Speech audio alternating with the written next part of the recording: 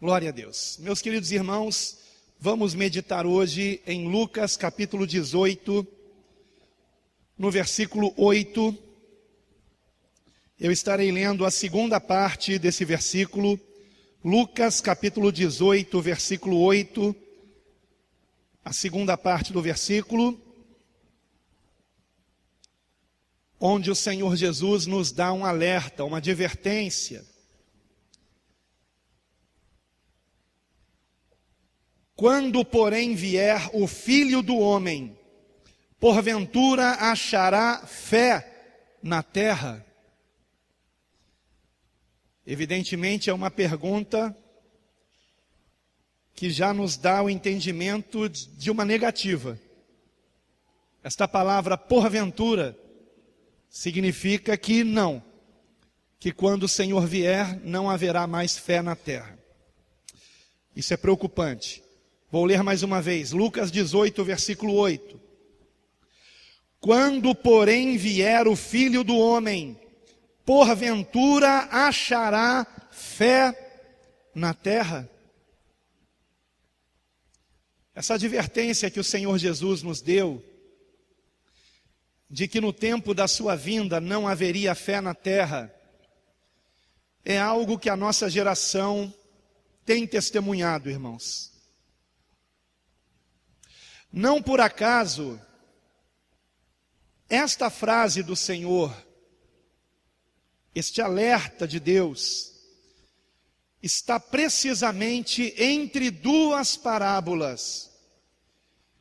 Entre a chamada parábola da viúva persistente, que começa no versículo 2, e entre a parábola do fariseu e publicano. O que essas parábolas têm em comum? O ensino sobre a oração. Tanto a parábola da viúva persistente quanto a parábola do fariseu e publicano são parábolas que tratam do tema oração. No versículo 1, o Senhor Jesus diz, aliás, o versículo diz, que contou-lhes também Jesus uma parábola sobre o dever de orar sempre e nunca desfalecer.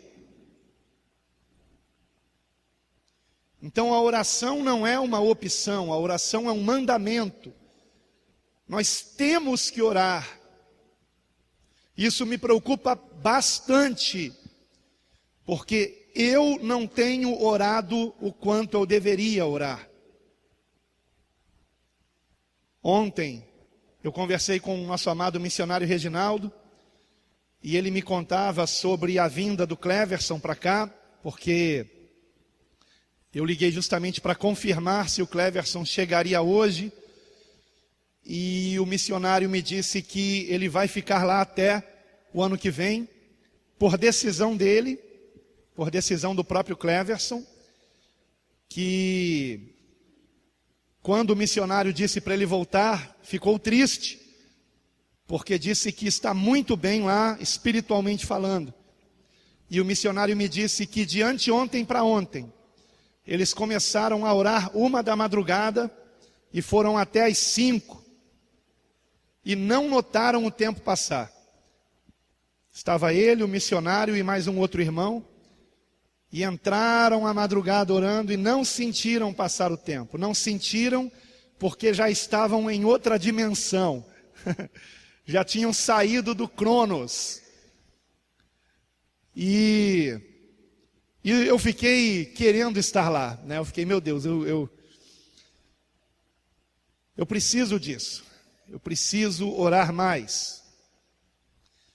Só que mais importante, ou tão importante quanto, melhor dizendo, nós passarmos muito tempo orando, e isso se dá geralmente de modo esporádico, é nós termos o hábito da oração diária.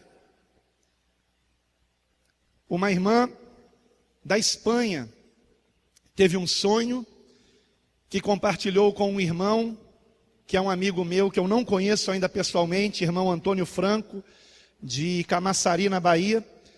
E esse irmão, ele tem o dom de interpretar sonhos. É um dom que Deus deu a ele e, de fato, ele é muito usado por Deus nisso.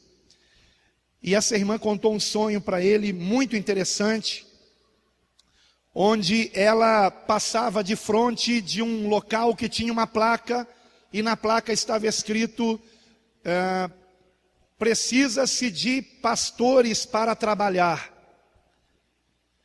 E aquela irmã, pelo que eu entendi, ela é pastora, embora me pareça que não exerça a função. E ela então entrou ali para saber, né, do que se tratava, porque interessava a ela. E ela soube que os requisitos para que se trabalhasse naquele local seria alguém que estudasse a Bíblia Sagrada, as Escrituras Sagradas, com zelo, que orasse pelo menos 5 vezes ao dia, que desse bom testemunho. Agora, interessante que não disse sobre pregação, falou sobre a vida, o testemunho, oração, meditação na palavra. E aquela irmã se interessou por aquilo e ouviu que já tinha outros pretendentes lá. Mas ela disse: mas é tão fácil isso? E mais ou menos o sonho diz o seguinte: que apesar de parecer fácil, não estavam se achando pessoas aptas para a função. E obviamente qual é a interpretação do sonho? Que hoje os pastores não oram mais, não estudam mais a palavra como deveriam, ou então fazem uma coisa e deixam de fazer outra. Se por um lado o estudo nos traz luz, por outro lado a oração nos traz calor. Estão entendendo? Conhecimento sem unção é como luz sem calor. E o frio mata, irmãos. O frio mata. E por outro lado, oração sem conhecimento é como calor sem luz. E se não houver luz, nós tropeçamos. Nós não enxergamos o que está diante de nós e acabamos caindo. Então precisamos de ambas as coisas. Precisamos de uma vida de meditação na palavra e de uma vida de oração. Interessante que no sonho se dizia que o pastor tinha que orar pelo menos 5 vezes ao dia. Isso me lembrou os islâmicos, porque os islâmicos rezam 5 vezes ao dia para Alá. Todos eles param tudo no momento da oração e, virados, voltados para Meca, se ajoelham e rezam para um falso Deus. E nós que conhecemos o verdadeiro Deus por meio de Cristo Jesus, negligenciamos a oração. E a oração é o maior expoente da fé. A oração é o maior expoente da fé. Uma pessoa que ora, não para aparecer, mas que ora mesmo no seu secreto com Deus, é uma pessoa que tem fé. No entanto, será que sabemos o que é fé? O Senhor disse: quando porém vier o Filho do Homem, porventura achará fé na terra? Eu sei que há irmãos que oram, mas será que de fato estamos exercendo a fé bíblica? Porque eu já expliquei para vocês, irmãos, que quando o texto grego do Novo Testamento foi traduzido para o latim, e a língua portuguesa é uma língua de origem latina, você sabe disso? O tradutor, o primeiro que fez essa tradução, chamado de Jerônimo de Estridão, no final do século IV, início do século V, ele se deparou com um problema, quando chegou no termo pistis, em grego. O termo pistis, em grego, é o que é traduzido por fé. Porém, em grego, fé, pistis, não é um substantivo, é um verbo. E verbo, como você sabe, denota ação. Mas em português, assim como em latim, fé é substantivo. E em todas as vezes que o verbo pistis estava conjugado em ação, Jerônimo se deparou com um problema. Ele não queria traduzir pistis por duas palavras, como por exemplo, ter fé. Aquele que tiver fé será salvo. Ele não traduziu com duas palavras. Ele preferiu encontrar uma palavra para precisamente traduzir palavra por palavra. E como não havia verbo para traduzir pistis para o latim, em latim, ele precisou encontrar uma palavra aproximada. E o termo latino aproximado que ele encontrou é um dos sentidos do termo pistis, fé em grego. Um dos sentidos. Ele encontrou o termo latino credere, que no português é crer. De modo que versículos como o que eu acabei de mencionar, aquele que tiver fé será salvo, na verdade é traduzido para o português como aquele que crer será salvo. Porém, fé não é apenas crer. Fé não é apenas acreditar. Vai além disso. É claro que todo aquele que tem fé, ele acredita. Só que o acreditar é a base da fé. Mas não é toda a fé. Eu nem posso chamar de base, irmãos. Eu prefiro usar o exemplo de um tripé. Nós temos aqui uma filmadora que está sobre um tripé. Se eu tirar um dos pés desse tripé, o que acontece com a filmadora? Ela cai no chão. Para que ela esteja de pé, não basta que tenha um ou dois, mas 3 pés para que ela possa se sustentar. E da mesma forma a fé, ela é caracterizada por 3 fatores importantíssimos. O primeiro deles é o mais simples de todos, é o acreditar. O problema é que como fé foi traduzido para o português como crer, toda vez que fé está sendo conjugado, como verbo,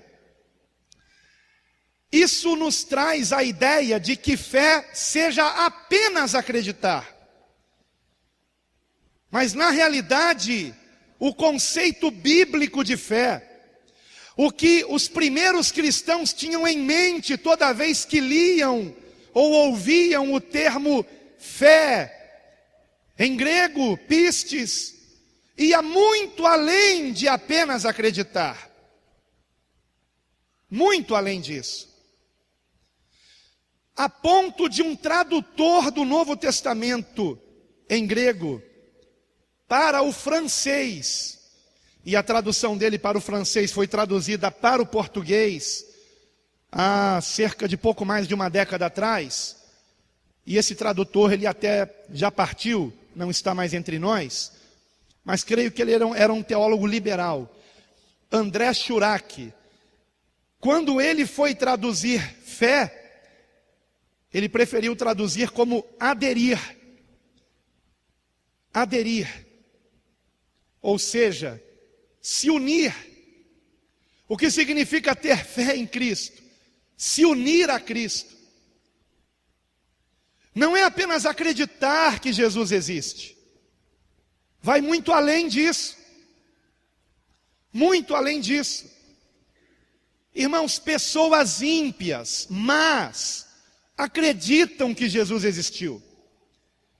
Acreditam que Ele morreu na cruz por nossos pecados, que ressuscitou ao terceiro dia, que subiu aos céus, e muitos ímpios acreditam até na volta de Cristo. Quando eu digo ímpios, eu estou dizendo pessoas más. Não apenas descrentes. Mas vejam que aparente contradição. Descrentes acreditam em Jesus. Mas não basta apenas acreditar em Jesus. Fé é algo que vai além disso. É claro que temos que acreditar. Em Hebreus capítulo 11, versículo 6, está dito que aquele que se aproxima de Deus, é preciso que ele creia que Deus existe e que é galardoador dos que o buscam. Então nós temos que acreditar em Deus, só que a fé vai além disso. E é esta fé que vai além do acreditar que está faltando nos últimos dias. E por conta de estar faltando esta fé genuína, bíblica, completa, é que não temos orado tanto quanto deveríamos, irmãos.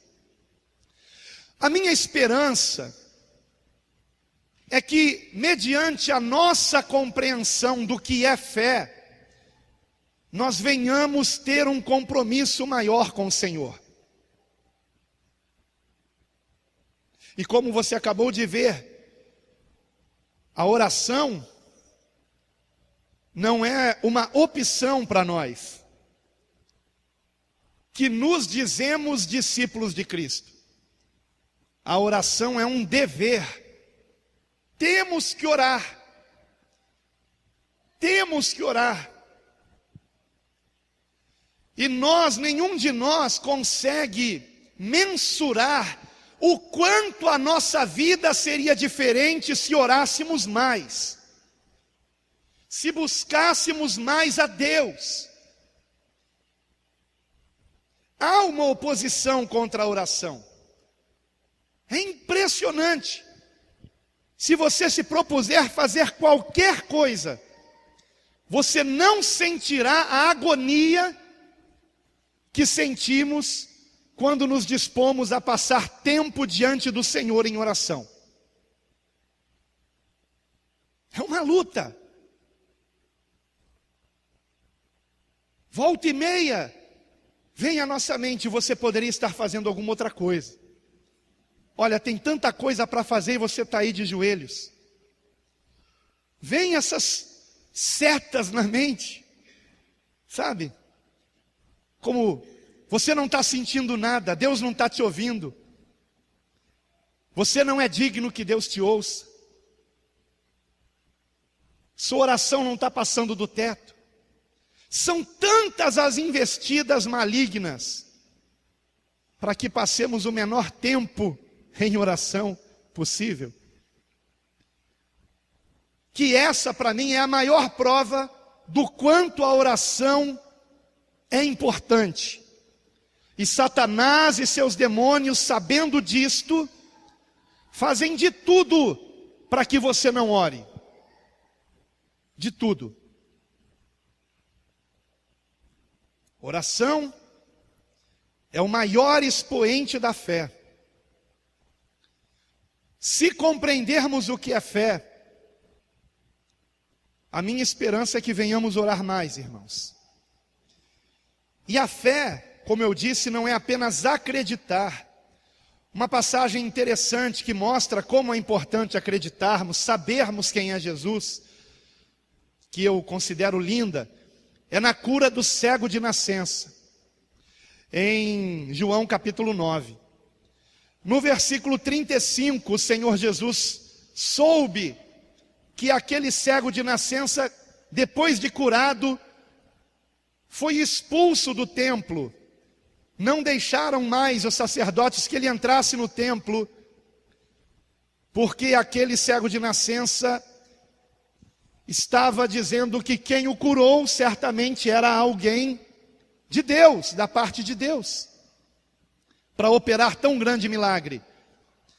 Então os sacerdotes zangados expulsam ele do templo, e no versículo 35, Jesus, ouvindo que o tinham expulsado e o encontrando, lhe disse: crês tu no Filho de Deus? Crês tu? Isso aqui no grego, crês, é pistes, é o verbo. Você tem fé no Filho de Deus? E ele respondeu: quem é ele, Senhor, para que eu nele creia? Ele tinha sido curado por Jesus, mas não sabia que Jesus é o Senhor. E então Jesus lhe disse no versículo 37, tu já o tens visto, e é aquele que fala contigo. E então ele disse, creio, Senhor, e o adorou. Isso é verdadeira fé. Isso é verdadeira fé. Ele acreditou e ele o quê? Adorou o Senhor. Aleluia. A fé nos leva à confiança. Quem adora, confia, irmãos. Fé não é apenas crer, acreditar. Fé é também confiar. E aquele homem que era cego e agora via, tinha certeza que aquele que o curou não somente vinha de Deus, mas era o próprio Filho de Deus. E por isso ele o adorou. E quando ele o adorou, o texto não nos diz que Jesus o impediu de receber adoração, não. Por quê? Porque Jesus Cristo é Deus. Ele aceitou ser adorado. Se ele não fosse Deus, ele não aceitaria. Cornélio se prostrou diante de Pedro e Pedro ordenou que ele se levantasse. Levanta-te, porque sou homem como tu. É bem verdade que o Filho de Deus veio como homem, mas não, ele não era homem como nós. Ele foi um homem que nasceu sem pecado, viveu sem pecado, morreu sem pecado, e tomou sobre si na cruz os nossos pecados, ressuscitando ao terceiro dia para a nossa justificação, subindo aos céus de onde voltará, para nos levar para sempre ao seu encontro. Aleluia! Esse é o Jesus que nós cremos, mas não é apenas acreditar nisso, é confiar. Eu confio. Eu confio. Eu confio no Senhor. É confiar. Por isso em Hebreus 11:1 está escrito, a fé é o firme fundamento das coisas que se esperam e a prova das coisas que não se veem. Isso na versão corrigida. Na versão atualizada, a fé é a certeza das coisas que se esperam e a convicção de fatos que não se veem. Nós ainda não vimos, mas temos a certeza que acontecerá. A certeza.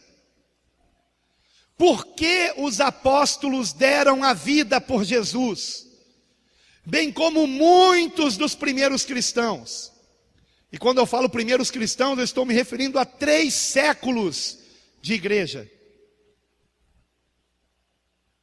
Por quê? Porque eles tinham certeza da ressurreição de Cristo.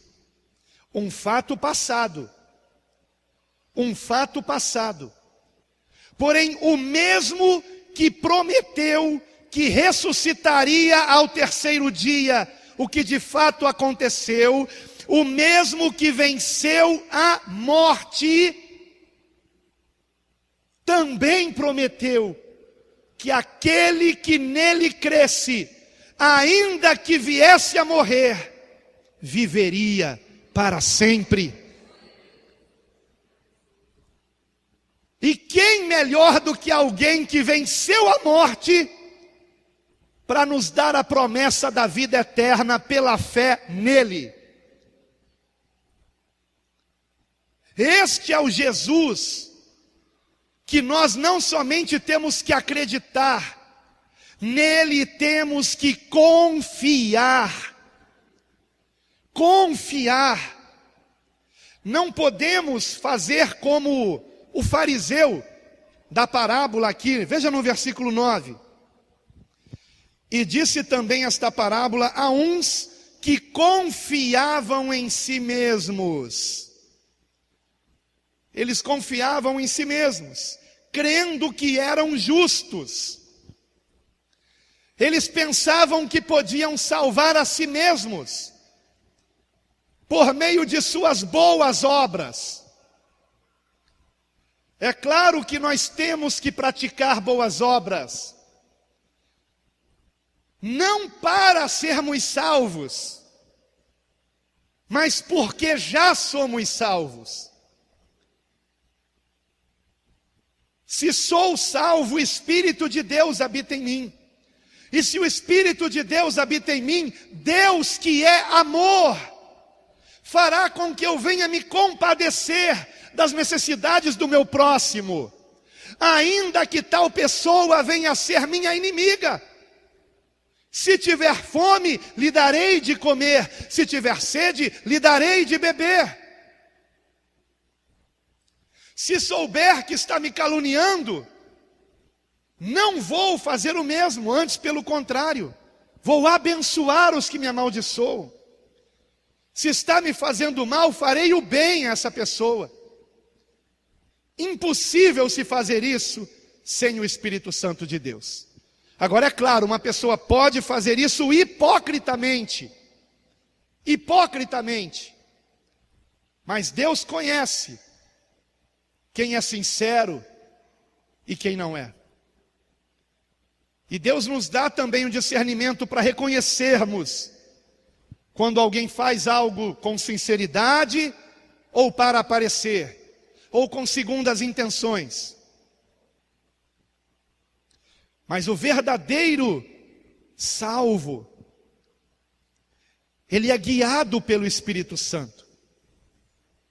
Os que são guiados pelo Espírito de Deus é que são filhos de Deus. Permita que o Espírito Santo guie você. Permita que Cristo guie seus passos. Tome suas decisões. Mas para isso, você tem que ter o interesse do cego que foi curado, que passou a ver. Ele quis conhecer Jesus. Quem é Ele? Para que nele eu creia, para que nele eu tenha fé. Quem é Ele? Quem é Jesus? Você quer conhecer Jesus? Essa é a questão. Você quer conhecer Jesus? A verdadeira fé, ela se interessa por Cristo. A verdadeira fé faz com que venhamos nos comprometer com Ele. E este é o terceiro ponto. É a terceira e última parte que não pode faltar num tripé. Fé não é apenas crer, é também confiar. E a verdadeira fé nos leva a um comprometimento com o Senhor. Fé é crer, confiar e comprometer-se. Se você não se compromete com Cristo, que foi o que André Schurach, aquele tradutor francês percebeu e por isso traduziu fé como aderir, fazer parte do grupo que é a igreja, estar comprometido com a missão, que é expandir o reino de Deus em toda a terra. E do que se trata expandir o reino de Deus? Destruir as obras do diabo, em nome de Jesus. Essa é a nossa missão. A nossa missão não é ficarmos vindo aqui quarta e domingo apenas, não. Como é que você enxerga a igreja? Pelo amor de Deus, tire da sua mente a ideia de que a igreja é um hospital, a igreja é uma escola. Não! A igreja é o exército de Deus. Agora é claro que no exército de Deus existe a enfermaria, existe a sala de aula, mas estamos aprendendo a conquistar territórios ocupados pelo inimigo. E isso se dá por meio da oração. Mas oração com base em quê? Na palavra. Eu tenho que conhecer a palavra. Eu não posso orar com base nas minhas ideias, nos meus conceitos, no que eu acho que Deus tem que fazer. Deus não tem compromisso comigo com o que eu acho.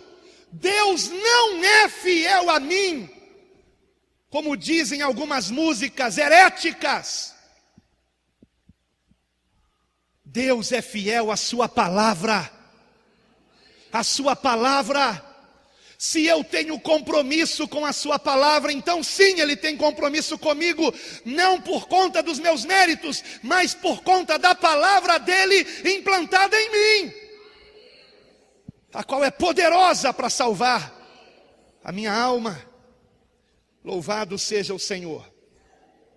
Se encha da palavra de Deus. Você pensa que Jesus levou pergaminhos para o deserto? Ele sabia de cor a palavra. Ah, pastor, mas ele já nasceu sabendo a palavra. Não. Jesus nasceu como homem. Teve que aprender o beabá, como qualquer ser humano. A única diferença entre Jesus e nós é que ele jamais pecou. Embora em tudo tenha sido tentado, nos diz a palavra. Só que jamais pecou. E as maiores tentações vieram quando ele estava 40 dias jejuando no deserto. E durante 39 dias, o maligno ficou à espreita. Mas em dado momento, talvez o Senhor tenha colocado a mão na barriga. Bateu a fome. E foi o momento que Satanás se aproximou. Se tu és o Filho de Deus, manda que estas pedras se transformem em pães. Eu imagino Satanás mostrando para Jesus pedras assim, parecidas com uma broa.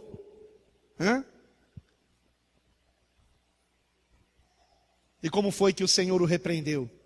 Está escrito. O repreendeu com a palavra. Ele não levou pergaminhos para o deserto, ele já tinha a palavra decorada. Ele tinha a palavra em seu coração. E abriu a boca e a proferiu, está escrito, nem só de pão viverá o homem, mas de toda palavra que procede da boca de Deus. Aleluia! Temos que conhecer a palavra. Se realmente temos fé, nos interessamos pela palavra de Deus. Isso nos interessa muito, muito, muito. Se realmente temos fé. Fé não é apenas acreditar, não é apenas confiar, é comprometer-se.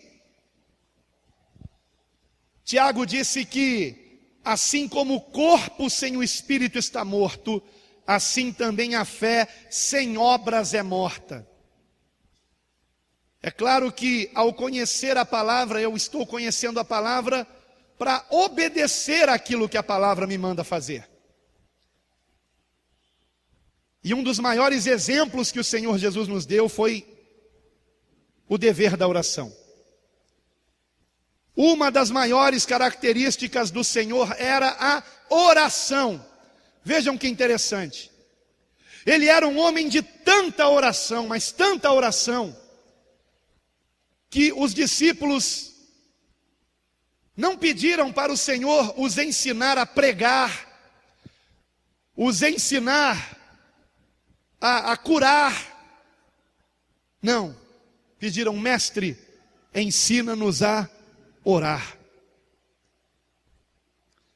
Porque sabiam que o Senhor entendia de oração.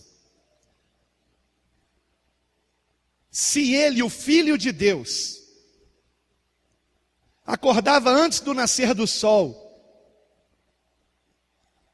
para ficar em secreto com o Pai, orando, quanto mais nós, irmãos, quanto mais nós. Temos uma missão. Temos uma missão. E seremos cobrados disto na vinda do Senhor. A única razão para você estar vivo depois do seu batismo nas águas é porque o Senhor espera que a missão dele seja concluída através de você.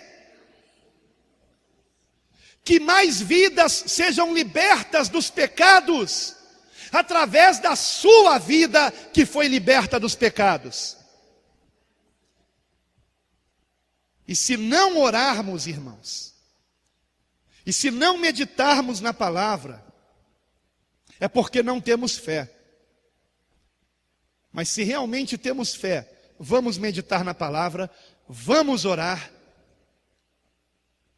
vamos crer do modo correto, que não é apenas meramente se acreditar, mas é também confiar e comprometer-se. Se um demônio manifestar na sua frente, não ligue para mim, não ligue para o pastor Sandro,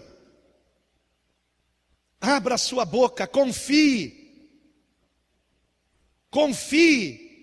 em Jesus, e no nome de Jesus dê ordem ao demônio que saia, e ele tem que sair.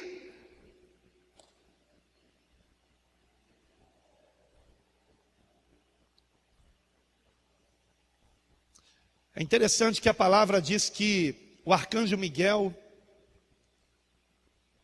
repreendeu Satanás da seguinte maneira: o Senhor te repreenda.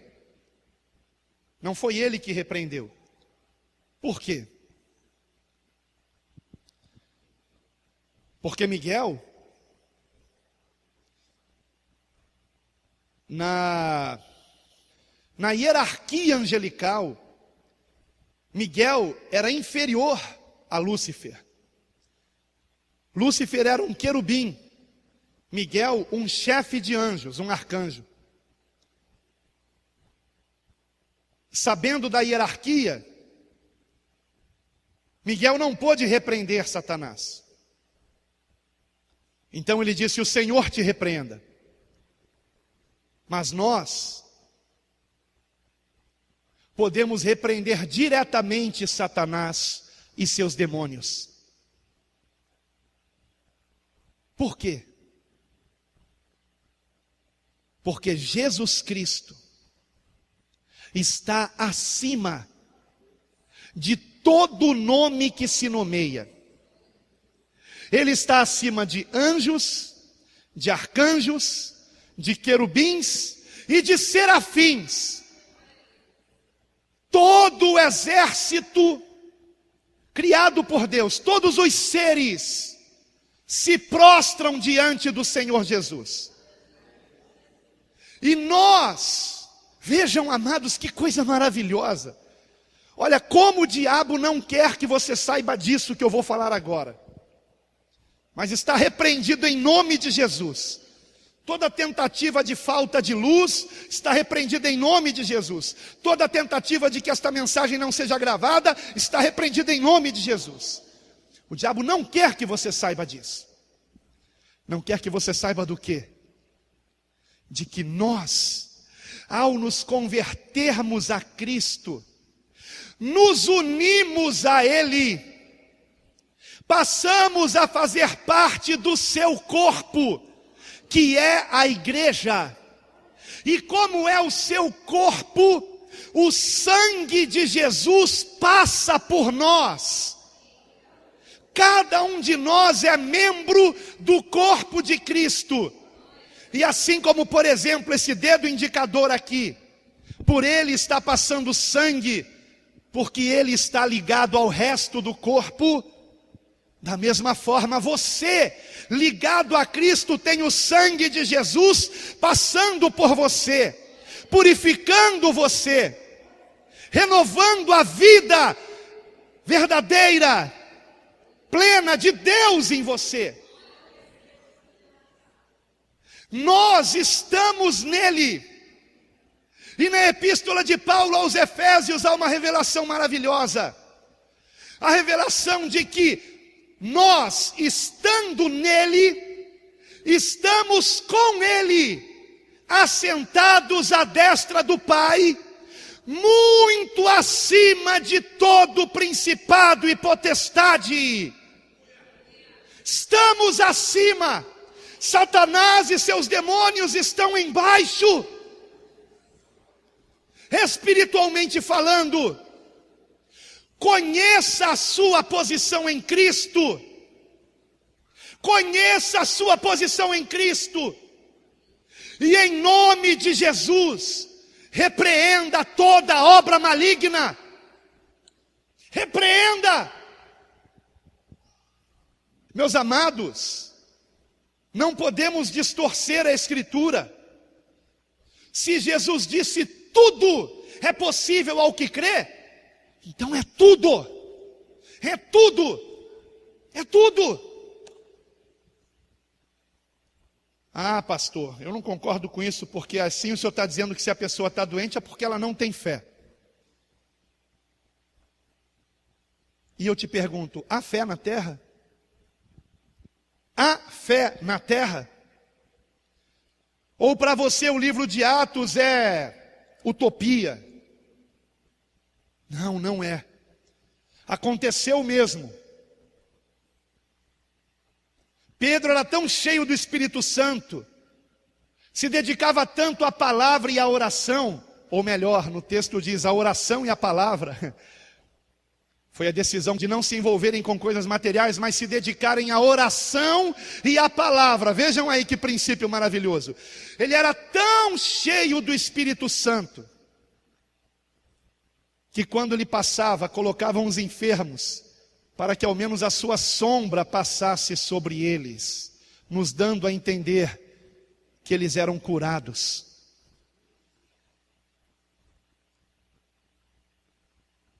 Pedro foi ao templo com João, a hora nona, 3 da tarde, a chamada hora da oração. E vocês conhecem a história, ele encontrou na porta do templo um coxo, pedindo esmolas, um homem que não andava. Pedro olhou para ele e disse, olha para nós. Certamente Pedro queria ver se aquele homem estava receptivo, se ele tinha fé. Então Pedro disse, não tenho prata nem ouro, mas o que tenho te dou. Em nome de Jesus Cristo, levanta e anda. Pedro não orou para que aquele homem fosse curado, porque Pedro já tinha uma vida de oração. Pedro simplesmente disse, em nome de Jesus Cristo, levanta e anda. Por que não fazemos o mesmo? Porque quando alguém vem nos pedir oração, ao invés de dizermos, em nome de Jesus Cristo seja curado,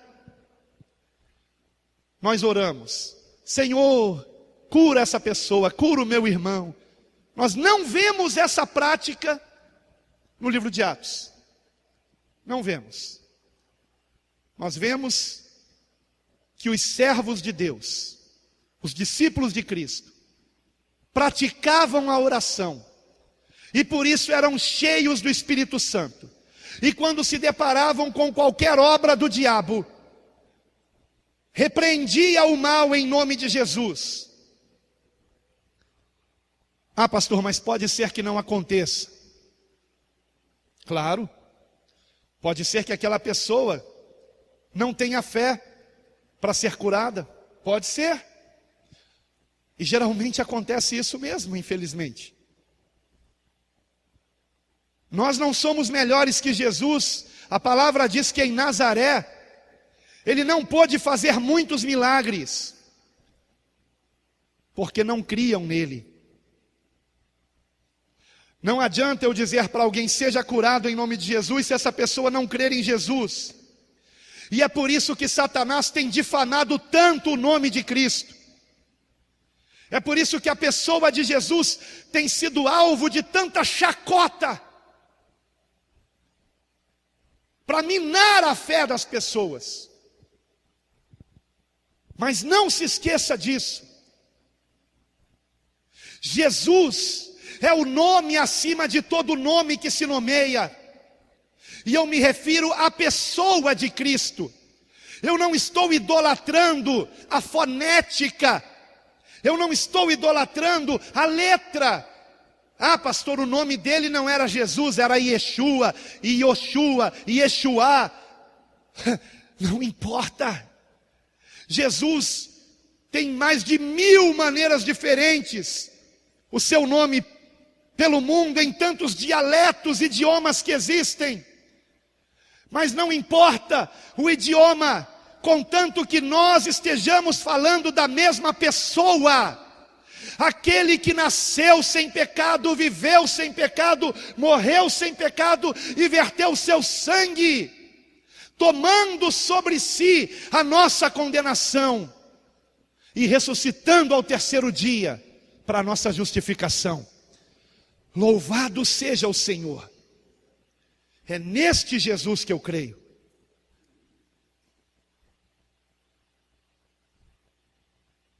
Se você, assim como eu, se nós tivéssemos realmente noção da riqueza que há em Cristo, do que é estarmos nele, se realmente estamos em Cristo, é porque não só acreditamos e confiamos, mas nos comprometemos. Se realmente estamos em Cristo desta maneira, estamos muito acima de todo principado e potestade. E não temos que repreender o diabo como Miguel repreendeu. Porque estamos em Cristo. E por meio de nós, Cristo está repreendendo o diabo. Jesus está desfazendo as obras do diabo. Não há impossíveis para Deus. E tudo é possível ao que crê. Aleluia! Vamos exercer a nossa fé. Tenha verdadeira fé. Tenhamos uma vida achegada a Deus por meio da oração. Ele nos ama e nos chama a um relacionamento, a termos intimidade com Ele. Em última análise, fé é isso, relacionamento. Por que eu digo isso? Porque, amados, quem tem fé, como eu disse, que é o terceiro ponto, se compromete em obedecer, e por isso Jesus disse: por que me chamais Senhor, Senhor, e não fazeis o que vos digo? Quem realmente crê em Jesus, quer obedecê-lo. Não chama Jesus de Senhor da boca para fora, chama Jesus de Senhor porque é seu servo. E hoje, quantos querem fazer o contrário, querem mandar em Jesus, como se Ele tivesse que fazer as nossas vontades e não nós a vontade dEle. Então tem faltado fé hoje em dia, sim. Quantos são aqueles que usam o nome de Jesus, mas não o obedecem? E não obedecem porque nem se interessam em conhecê-lo. Não leem os evangelhos, Atos, as epístolas, o Apocalipse. Só querem ler salmos. É maravilhoso ler salmos. Mas a palavra de Deus não se resume a isso, irmãos. Não. Eu espero que tenha em você o mesmo efeito que tem em mim, Mateus 7, 22 e 23. Muitos me dirão naquele dia: Senhor, Senhor, não profetizamos nós em teu nome, e em teu nome não expulsamos demônios, e em teu nome não fizemos muitas maravilhas? E então lhes direi abertamente: nunca vos conheci, apartai-vos de mim, vós que praticais a iniquidade. Eles diziam ter fé, mas não obedeciam o Senhor. Faziam coisas espantosas usando o nome de Jesus, mas não eram comprometidos com os ensinamentos de Cristo. Então ele dirá: nunca vos conheci. Mas Jesus não sabe de tudo, ele não é onisciente. Como pode Jesus não conhecer alguém? Como pode? É porque este termo em grego, conheci, não é meramente conhecer, é ter relacionamento. Relacionamento. Em outras palavras, eu nunca tive relacionamento com vocês. Você tem relacionamento com Cristo? Tem intimidade com Ele? Nós só temos relacionamento e intimidade com alguém a quem nós amamos. Amamos.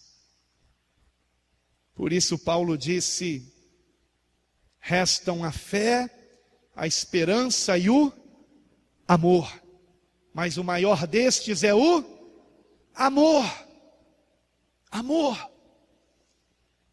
Nós costumamos ler esse texto imaginando apenas no amor ao próximo, não é verdade?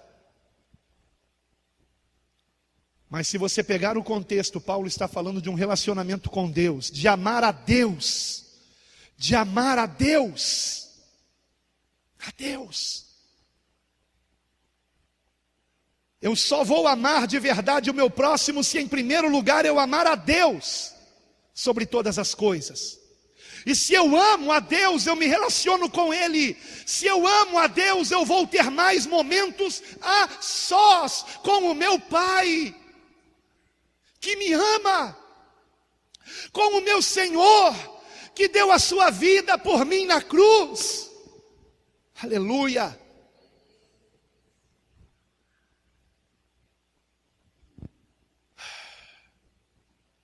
Se alguém cuida saber alguma coisa, ainda não sabe como convém saber, disse Paulo. Mas, se alguém ama a Deus, esse é conhecido dele. Vejam que versículo importantíssimo. 1 Coríntios 8, versículo 3. Vejam que versículo importantíssimo que abre o nosso entendimento para o que Jesus disse em Mateus capítulo 7, versículo 23. Nunca vos conheci. Então a quem é que Jesus conhece? A quem ama a Deus. Aleluia. Se alguém ama a Deus, esse é conhecido dele. Aqui está a resposta. Para quem Jesus dirá: nunca vos conheci? Para aqueles que não amam o Senhor. E quem é que não ama o Senhor? Quem não tem fé nele. A verdadeira fé não é apenas acreditar, e vai além do confiar. Quem é que ama o Senhor? Quem o busca de dia e de noite, como diz a parábola da viúva persistente. Versículo 7, e Deus não fará justiça aos seus escolhidos que clamam a Ele de dia e de noite, ainda que pareça tardio para com eles.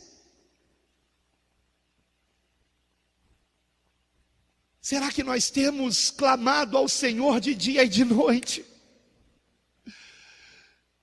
Desde que eu ouvi aquele sonho da irmã da Espanha,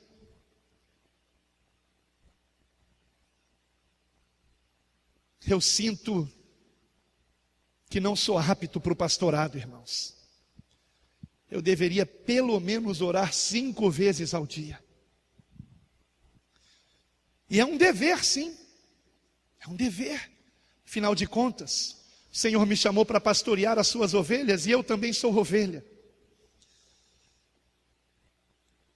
Eu tenho que dar o exemplo. Certa vez eu li, não me lembro quem escreveu, quem disse isso, mas aquilo me marcou, me impressionou, e disse: ninguém na igreja irá além da fé do seu pastor. Se o pastor não ora, a igreja não ora. Se o pastor não lê a Bíblia, a igreja não lê a Bíblia. Se o pastor não age por fé, ninguém vai agir. Ninguém vai além da fé do seu pastor. E fé não é apenas acreditar, é confiar e é se comprometer. E eu quero que você vá muito além do nível que você está de fé. E para que você vá além, eu tenho que ir além. Eu tenho que buscar mais a Deus. Eu não coloco a culpa sobre você.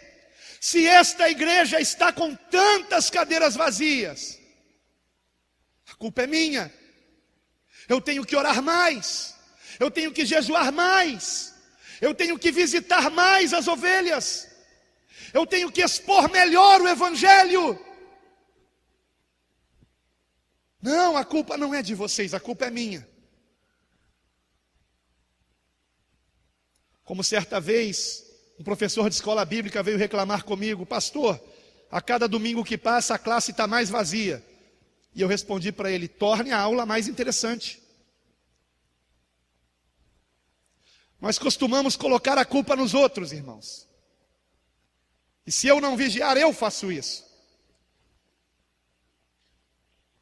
Os que estão em casa por culpa minha. Porque eu não tenho orado por eles o quanto eu deveria. Não tenho. Se nesse momento eu tivesse a unção que havia em Pedro, irmãos,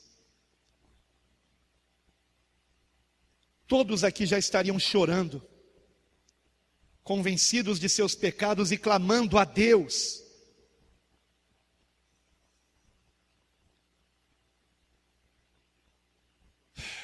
Vocês entenderam, irmãos? Fé é entrar no sobrenatural. No sobrenatural. Somos convidados a isso. O Senhor nos chama a isto. Você ama a Deus? Se você ama a Deus, você vai orar. Se você ama a Deus, você vai orar, porque a oração é mandamento do Senhor. A oração é um dever. Aquele que tem, disse Jesus, os meus mandamentos e os guarda, este é o que me ama. Aquele que tem os meus mandamentos e os guarda, o que significa isso? Aquele que pratica o que eu ensinei, esse é o que me ama. E o maior ensinamento de Cristo é o dever de orarmos, de termos intimidade com o Pai. O inferno estremece quando dobramos os joelhos, quando colocamos a boca no pó e nos humilhamos na presença do Altíssimo, clamando por sua misericórdia, clamando pelo seu perdão, clamando pela sua presença em nós. O problema é que hoje muitos nem acreditam que demônios existam. Acham que tudo é normal, é natural. Não entendem que estamos numa constante batalha. Que anjos existem para nos guardar. Se realmente tememos o Senhor, a promessa é que seus anjos acamparão ao nosso redor. Ao redor de quem? Daqueles que o temem. A promessa é que 1000 cairão ao nosso lado e 10.000 à nossa direita. Essa promessa é para quem? Para aquele que habita no esconderijo do Altíssimo. E quem é que habita no esconderijo do Altíssimo? Quem se achega a Deus em oração. Isso é fé. Isso é fé. Há fé na terra. Você está recebendo essa palavra? Ou você não vê a hora de terminar o culto e ir para casa? Será que você não compreende que esta palavra, a palavra de Deus, muda a tua história, muda a tua vida? Fará com que você identifique artimanhas de Satanás e te dá poder para repreendê-las em nome de Jesus.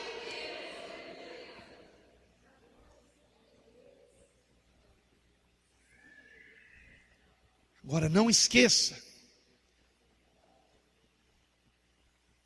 que a nossa luta não é contra carne e sangue. Você não tem que ficar zangado com pessoas. Você tem que ficar zangado com Satanás, zangado com os demônios. Eles existem. E uma das suas maiores artimanhas é convencer a humanidade de que não existem. Por meio de filmes, de desenhos, que fazem chacota, que mostram o diabo como um bonequinho com tridente, que o Pica-Pau conheceu num dos seus episódios. Tem lá no inferno um caldeirão, e você riu disso quando era criança, e você cresceu achando que é isso.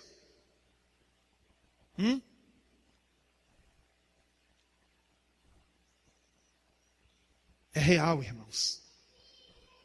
A batalha é real. E ai de mim se não orar. Ai de mim se não orar. O Senhor nos tem chamado para uma grande missão. E se não orarmos, ficaremos pelo caminho.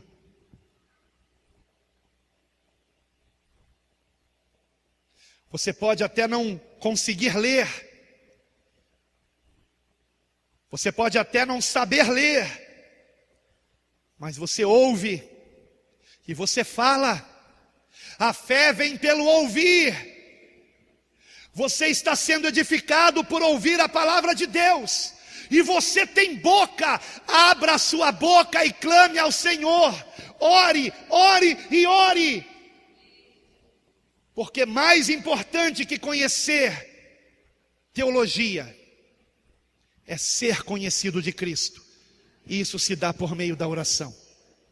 Não desprezamos as Escrituras.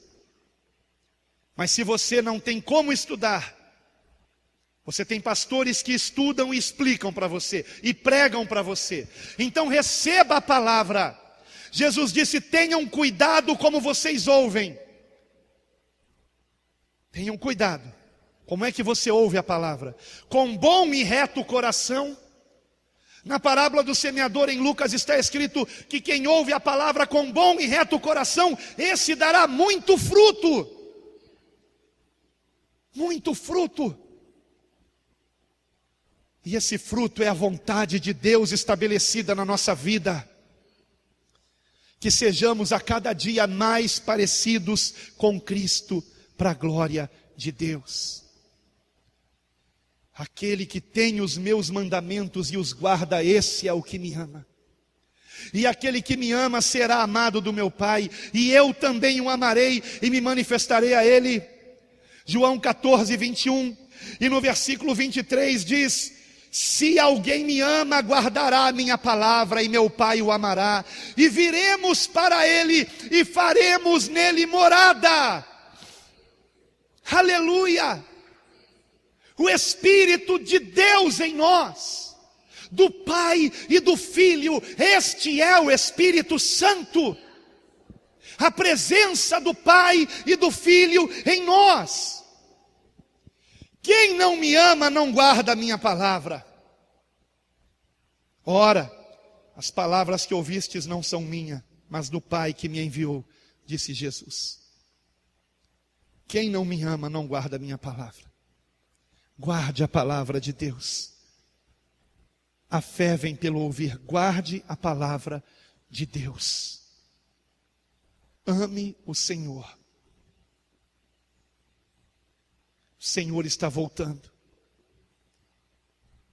Que Ele encontre fé em você. Que Ele encontre fé em mim. Porque só os que tiverem fé, a verdadeira fé, que crê, que confia, que se compromete com Ele, é que serão arrebatados ao seu encontro nos ares. Que haja esta fé em você, para a glória de Deus. Oremos, irmãos. Aleluia, louvado seja o Senhor. Aleluia. Ó Senhor nosso Deus e Pai celestial, Deus vivo e todo-poderoso, ó Deus todo-poderoso, nós rogamos a Ti, Pai, Tu que criaste os céus e a terra, não há impossíveis para Ti. Tu chamaste à existência o que não existia com a Tua palavra, Pai. E esta mesma palavra está implantada em nós. E tem o poder de nos transformar. E tem o poder de nos fazer agir em nome de Jesus, como Cristo, que andou por toda parte fazendo o bem e libertando os oprimidos do diabo. Aleluia! Usa-nos, ó Senhor. Pai querido, que não sejamos tímidos, que não nos acovardemos, que não nos escondamos, que não recuemos, mas que para a Tua glória venhamos nos revestir do Teu poder, da Tua palavra, da Tua unção, que venhamos dizer não para o pecado, compreendendo que o pecado entristece o Teu Espírito e afasta de nós o Teu poder. Ó Senhor, queremos andar em santidade, para que os demônios fujam da Tua presença em nós, para que verdadeiramente as obras do diabo sejam destruídas, por meio do nome de Jesus em nossos lábios, proferindo a Tua palavra, decretando a Tua vontade. Ó Deus, livra-nos de conceitos teológicos equivocados, que distorcem a Tua palavra, como se houvesse algo impossível para Ti, quando o Senhor mesmo disse que tudo é possível ao que crê. Tudo. Que não venhamos colocar limites para o infinito, Senhor. Pai, que para a glória do Teu nome, cada um de nós reflita nesta palavra, e a partir de hoje, se aproxime mais de Ti em oração, e se encha do Teu poder, pedindo a Tua presença, cada dia mais em sua vida. Queremos nos relacionar contigo, queremos intimidade contigo, Pai. Ó Deus, queremos mais a Ti, Senhor. Pai, por favor, Senhor, desperta, Pai, o Teu povo, desperta cada um que ouviu esta mensagem, Em nome de Jesus, seja repreendida toda dúvida.